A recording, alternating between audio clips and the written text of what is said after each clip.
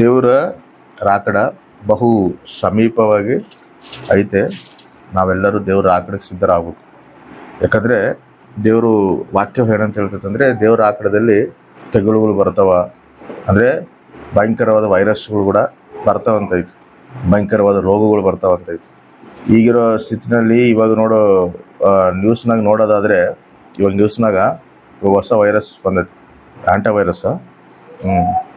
ಅಂದರೆ ಅದು ರ್ಯಾಟ್ಲಿದ ಬರ್ತದಂಥ ವೈರಸ್ಸು. ಅದು ಆಲ್ರೆಡಿ ಸ್ಪ್ರೆಡ್ ಆಗುತ್ತೆ. ಕೊರೋನಾ 100 ಜನದಲ್ಲಿ ಒಬ್ಬರು ಇಬ್ಬರು 2% ಡೆತ್ ರೇಟ್ ಇದ್ದರೆ, ಇದು 39% ಡೆತ್ ರೇಟ್ ಐತೆ.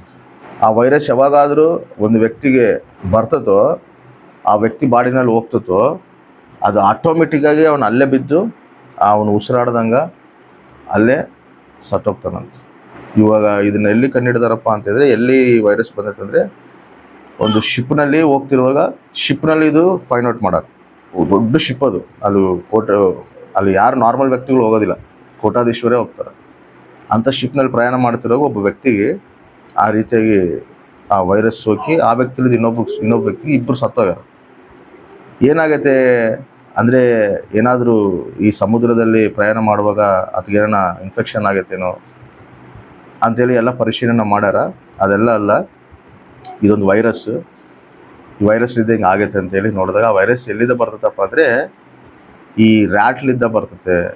ಅದು ರ್ಯಾಟ್ ಬಾತ್ರೂಮ್ ಎಲ್ಲ ಮಾಡ್ತಾವಲ್ಲ, ಅವೆಲ್ಲ ಪುಡಿ ಆಗಿ ಸ್ವಲ್ಪ ಗಟ್ಟಿಗಾಗಿ ಎಲ್ಲ ಒಂದು ಇದಾದಮೇಲೆ ಅದು ಆ ಸ್ಮೆಲ್ಲು ಅದು ಬಂದಿರೋದ್ರನ್ನಾಗಿದ್ದ ಅದು ಎಲ್ಲೋ ಒಂದು ಪ್ರಾಂತನಾಗಿರುತ್ತಂತ ಆ ರ್ಯಾಟ್ಸ್. ಆ ಸ್ಮೆಲ್ಲಲ್ಲಿದ್ದ ಬಂದಿರೋದನ್ನ ವೈರಸ್ ಆಗಿ ಅದು ಭಯಂಕರವಾಗಿ ಮನುಷ್ಯರನ್ನ ಪ್ರಾಣಾಪಾಯ ಆಗತ್ತಂತ. ಇವಾಗ ಅವನು ಎಲ್ಲಿದ್ದ ಬಂದಾನ ಅಂತ ನೋಡಿದಾಗ, ಅವನು ಬೇರೆ ದೇಶದಿಂದ ಪ್ಲೇನ್ನಾಗಿದ್ದ ಅಲ್ಲಿಗೆ ಬಂದಾನ, ಆ ಶಿಪ್ಪಿಗೆ ಬಂದಾನ. ಇವಾಗ ಪ್ಲೇನ್ನಾಗಿದ್ದು ಬಂದಾನ ಅಂದರೆ, ಪ್ಲೇನ್ನಾಗಿದ್ದ ಇರೋರಿಗೆ ಎಲ್ಲರಿಗೆ ಅದು ಸೋಕಿರ್ತತೇನೋ, ಅವ್ರು ಯಾವ ದೇಶದಿಂದ ಬಂದಾರೇನೋ ಅವೆಲ್ಲ ಫೈಂಡ್ ಔಟ್ ಮಾಡ್ತಾರೆ. ಇವಾಗ WHO ಇವಾಗ ಏನು ಮಾಡೋಕತ್ತ ಗೊತ್ತಾ, ಭಾರಿ ಹುಷಾರಾಗಿರ್ಬೇಕು. ಈ ವೈರಸ್ಗಿನ ಸ್ಪ್ರೆಡ್ ಆಗತ್ತಂದರೆ ಭಯಂಕರವಾಗಿ ಪ್ರಾಣಗಳು ಹೋಗೋ ಪರಿಸ್ಥಿತಿಗಳು ಬರ್ತದೆ, ಪ್ರಾಣ ನಷ್ಟ ಆಗೋ ಪರಿಸ್ಥಿತಿಗಳು ಬರ್ತದೆ ಅಂತ ಹೇಳಾರ. ಈ ಮಾತು ಬಿಲ್ ಗೇಟ್ಸ್ ಕೂಡ ಒಂದು ಇಂಟರ್ವ್ಯೂನಾಗ ಹೇಳೋಣ, ಭಯಂಕರವಾದ ವೈರಸ್ ಬರಕತ್ತೈತೆ, ಭಾರಿ ಮಂದಿ ಪ್ರಾಣಗಳು ಹೋಗ್ತವ, ಜನಸಂಖ್ಯೆ ಭಾರಿ ಕಡಿಮೆ ಆಗ್ತದೆ ಅಂತ ವೈರಸ್ ಬರಕತ್ತೈತೆ ಅಂತೇಳಿ ಒಂದು ಇಂಟರ್ವ್ಯೂನಾಗ ಹೇಳಿದ್ದ ಅವನು.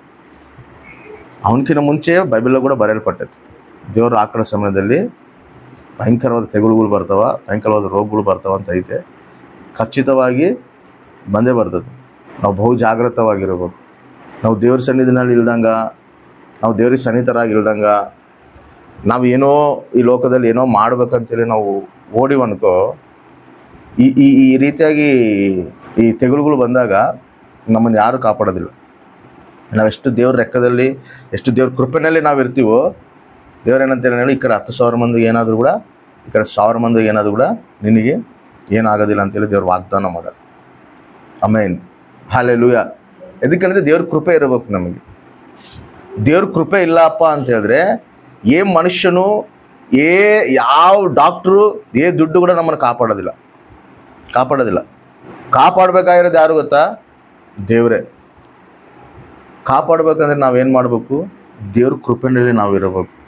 ಅದಕ್ಕೆ ಇಸ್ರಾಯೇಲ್ ಪ್ರಜೆಗಳು ಕೂಡ ಐಗುಪ್ತ ದೇಶದಲ್ಲಿ ಇದ್ದಾಗ, ಆ ಐಗುಪ್ತ ದೇಶದಲ್ಲಿ ದೇವರು ಇವ್ರನ್ನ ಬಿಡಿಸ್ಕೊಂಬರೋ ಟೈಮ್ನಾಗ ಏನು ಮಾಡ್ತಾನಂದರೆ, ನೀವೆಲ್ಲರೂ ಮನೆಗೆ ಇರ್ರಿ, ಹೊರಗೆ ಬರಬೇಡ್ರಿ, ನಾನು ಸಂಹಾರ ದೂತನ ಕಳಿಸ್ತೀನಿ ಐಗುಪ್ತ ದೇಶದಾಗ.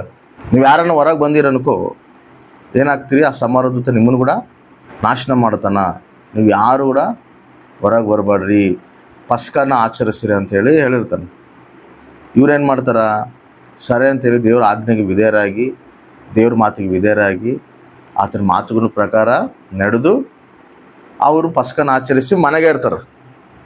ಯಾರು ಹೊರಗಿರ್ತಾರೋ ಅವರೆಲ್ಲರನ್ನ ಸಂಹಾರ ದೂತ ಬಂದು ಏನು ಮಾಡ್ತಾನೆ, ಆ ಮನೆಯಲ್ಲಿರುವಂಥ ಹಿರಿ ಮಗನ್ನ, ಹಿರಿ ಪ್ರಾಣಿನ, ಅದು ದನ ಆಗಿರಲಿ, ಏನೇ ಆಗಿರಲಿ, ಕತ್ತೆ ಆಗಿರಲಿ, ಏನೇ ಆಗಿರಲಿ, ಅವನ್ನೆಲ್ಲದನ್ನ ನಿರ್ಮೂಲ ಮಾಡ್ಕೊಂಡು ಹೋಗ್ತಾನೆ.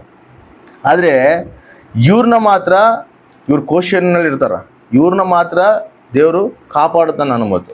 ಎದಕ್ಕೆ ಕಾಪಾಡುತ್ತಾನೆ ಅಂದರೆ, ಇವರು ದೇವ್ರ ಆಶ್ರಯದಲ್ಲಿ ಅದಾರ. ದೇವ್ರ ಆಶ್ರಯದಲ್ಲಿ ಇದ್ದಾರೆ కాబట్టి ಸಂಹಾರ ದೂತನ ಕಳಿಸಿದ್ರು ಕೂಡ ಇವ್ರನ್ನ ಯಾರನ್ನ ಏನು ಮಾಡೋಕ್ಕಾಗಿಲ್ಲ. ಯಾಕಂದ್ರೆ ಇವ್ರು ಎಲ್ಲೇದಾರ ದೇವ್ರ ಆಜ್ಞೆಗಳ ಪ್ರಕಾರ ವಿಧೇಯರಾಗಿ, ದೇವ್ರ ಮಾತಿಗೆ ವಿಧೇಯರಾಗಿ, ದೇವ್ರು ಏನು ಹೇಳೋಣ ಅದ್ರ ಪ್ರಕಾರ ಇವರು ನಡೆದು ದೇವ್ರವ್ರನ್ನ ತನ್ನ ಕೃಪೆಯಲ್ಲಿ ಭದ್ರಪಡಿಸೋಣ. ಅದಕ್ಕೆ ಇವರು ಎಂಥ ಒಂದು ಪರಿಸ್ಥಿತಿ ಬಂದರೂ ಕೂಡ ಏನೂ ಇಸ್ರಾಯೇಲ್ ಜನಕ್ಕೆ ಆಗಿಲ್ಲ.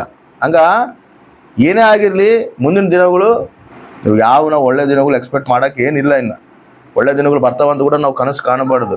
ಯಾಕಂದರೆ ಅದು ವಾಕ್ಯ ವಿರುದ್ಧವಾಗ್ತದೆ. ಇವಾಗ ಬರೋ ದಿನಗಳೆಲ್ಲ ಕೆಟ್ಟ ದಿನಗಳೇ.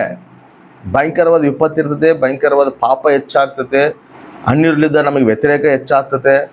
ಇವೆಲ್ಲ ಶೋಧನೆಗಳಾಗಲಿ, ವ್ಯತಿರೇಕವೂ ಆಗಲಿ, ತೆಗುಳುಗಳಾಗಲಿ, ಪಾಪ ಆಗಲಿ, ಇವೆಲ್ಲ ಎಷ್ಟು ವಿಸ್ತರಿಸ್ತದೋ ಅಂದರೆ ಅರ್ಥ ಏನಂದರೆ ದೇವ್ರ ರಾಕಡ ಬಹು ಸಮೀಪವಾಗೈತೆ ಅಂತೇಳಿ ನಾವು ಅರ್ಥ ಮಾಡಿಕೊಂಡು ನಾವು ಅದಕ್ಕೆ ಸಿದ್ಧರಾಗಿ ನಾವೇನಾಗಬೇಕು, ದೇವ್ರ ಕೃಪೆಯಲ್ಲಿ ನಾವು ಇರಬೇಕು. ದೇವ್ರ ಕೃಪೆಯಲ್ಲಿ ನಾವಿಲ್ಲಂದರೆ ಏನಾಗ್ತದೆ ಅಂದರೆ ಆಜ್ಞೆನ ಮೀರಿ ನಾವು ಹೊರಗೆ ಬಂದೀವಂದರೆ ಸಮರ್ಧೂತ ಏನು ಮಾಡ್ತಾನೆ, ನಾಶ ಮಾಡ್ತಾನೆ. ಹಂಗೆ ನಾವು ಅಜಾಗ್ರತವಾಗಿ ಇರಬಾರ್ದು. ಅದಕ್ಕೆ ಹೇಳ್ತಾನೆ, ನೀವು ಮೆಲುಕುಗಳಿಗಿರ್ರಿ, ನಿದ್ದೆ ಹೋಗ್ಬೇಡ್ರಿ. ನಾನು ಯಾವ ಗಳಿನಲ್ಲಿ ಬರ್ತೀನೋ ಗೊತ್ತಿಲ್ಲ, ಯಾವಾಗಾದರೂ ಬರ್ಬೋದು. ಬಟ್ ನಮ್ಮ ಬಂದಿನ ಅನ್ಕೋ, ಅವಾಗ ನೀವು ಹೆಂಗಿರ್ಬೇಕು, ಮೆಲುಕುಗಳಿಗಿರ್ಬೇಕು, ಹುಷಾರಾಗಿರ್ಬೇಕು. 10 ಕನ್ಯಕಗಳಲ್ಲಿ 5 ಕನ್ಯಕರು ಸಿದ್ಧಪಾಠಾಗಿ ನಾನು 5 ಕನ್ಯಕರು ಏನು ಮಾಡ್ತಾರೆ ಅಂದರೆ ಮಕ್ಕಂಬಿಟ್ಟಿರ್ತಾರೆ. ಅವ್ರು ಮಕ್ಕಳಿರ್ತಾರೆ ಅಂದ್ರೆ ಅರ್ಥ ಏನು, ಆತ್ಮೀಯ ಜೀವಿತದಲ್ಲಿ ಅವರು ನಿದ್ದೆ ಹೋಗೋ ಸ್ಥಿತಿನಲ್ಲಿ ಅದಾರ. ಬರ್ತಾನ ಅಂತ ಹೇಳ್ತಾರೆ. ಯಾವ ಬರ್ತಾನ ಬರೋ ಒಳಗೆ ನಾವು ಹಿಂಗೆ ಇರ್ಬೇಕಾ, ಹಿಂಗೆ ಜೀವಿಸ್ಬೇಕಾ, ಹಿಂಗೆ ನಡಿಬೇಕಾ?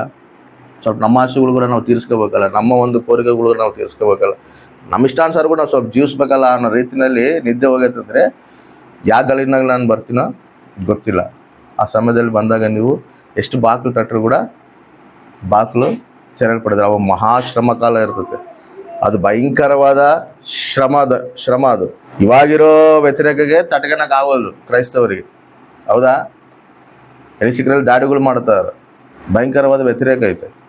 ಇಂಥ ಪರಿಸ್ಥಿತಿನಲ್ಲಿ ನಾವು ಎಷ್ಟು ಜಾಗೃತವಾಗಿ ಇರಬೇಕಂದ್ರೆ, ಇವತ್ತು ತೆಗುಲು ಕೂಡ ಬರ್ತದೆ. ಅದು ಯಾವಾಗ ಬರ್ತದೆ? ಈ ತೆಗುಲು ಬಂದಿರೋದು ಇನ್ನೊಂದು ತೆಗುಲು ಬರ್ತದೆ, ಒಟ್ಟು ಬರ್ತದೆ, 100% ಬರ್ತದೆ. ಕೊರೋನಾಕ್ಕಿಂತ ಭಯಂಕರವಾದ ತೆಗುಲು ಬರ್ತದೆ. ಇದು ಬರೆದಿಟ್ಕರಿ. ನಾನೇನು ಪ್ರವಚನ ಹೇಳ್ತಿಲ್ಲ, ನನ್ನ ಆಲೋಚನೆ ಹೇಳ್ತಿಲ್ಲ, ವಾಕ್ಯನಾಗಿರೋದು ಹೇಳ್ತದೆ. ಖಚಿತವಾಗಿ ಭಯಂಕರವಾದ ತೆಗುಲು ಬರ್ತದೆ. ಅದ್ರಾಗ ನಾವು ಕಾಪಾಡಲ್ಪಡ್ಬೇಕಂದ್ರೆ ಐಗುಪ್ತ ದೇಶದಲ್ಲಿ ಇಸ್ರಾಯೇಲ್ ಪ್ರಜೆಗಳು ದೇವ್ರ ಮಾತಿಗೆ ವಿಧೇಯರಾಗಿ ಹೆಂಗೆ ದೇವ್ರ ಕೃಪೆಯಲ್ಲಿ ಆಶ್ರಯದಲ್ಲಿ ಇದ್ದಾರೋ ಹಂಗೆ ನಾವು ಕೂಡ ಆಶ್ರಯದಲ್ಲಿ ಇರಬೇಕು. ಆ ಆಜ್ಞೆನ ಮೀರಿ ದಾಟಿ ನಾವು ಹೋಗುವಂಥವ್ರಾಗಿರ್ಬಾರ್ದು. ಬಹು ಜಾಗೃತವಾಗಿ ಜ್ಞಾನವಂತರಾಗಿ ನಾವು ನಡೆಯುವಂಥವ್ರಾಗಿ